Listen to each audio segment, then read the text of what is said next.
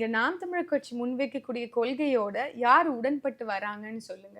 எங்களுக்கு இவர்களோட யாரோட கூட்டணி வைக்க முடியும்னு சொல்லுங்க. எந்த தேசிய கட்சி? காங்கிரஸ், பாஜக அவருடைய கொள்கை நிலைப்பாடு 2மே ஒண்ணுதான். ஒண்ணு சாஃப்ட் ஹிந்துத்துவா, ஒண்ணு ஹார்ட்கோர் ஹிந்துத்துவா. எங்களுக்கு வேண்டாம். திமுக, அதிமுக 2மே லஞ்சம், லாவண்யம், கச்சேரி 2மே திருட்டு, கொலை எல்லாமே பண்ணுது. முறைகேடுகள் எல்லாமே மக்களை சுரண்டி பிழைக்கக்கூடியது. கட்டுக்கடங்காத வரிச்சுமைகள் இவ்வளவும் பண்ணிட்டு திருப்பியும் அவர்கள் கூடயே கூட்டணி வைப்பது என்பது நம்மளால முடியாது.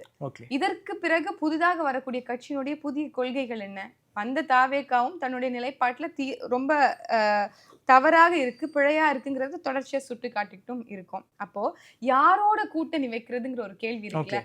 அதனால எங்களை எத்திக்ஸை குறைச்சிக்கிட்டு வெற்றி தான் எங்களுடைய விஷயம், டார்கெட் அப்படின்னா நாங்க இந்த மாதிரி கூட்டணி வச்சுட்டு நீங்க சொல்றது போல வெற்றியை கண்டுட்டு பண்ணிட்டு போகலாம். அது இல்ல எங்களுடைய முதல் புரட்சியே இந்த மக்களை அரசியல் படுத்துறது தான். அந்த மக்களை அரசியல் படுத்தணுங்கிற பயணத்துல நாங்க தடம் மாறாம, சமரசம் கொள்ளாம இன்னைக்கு வரைக்கும் இருக்கோம்.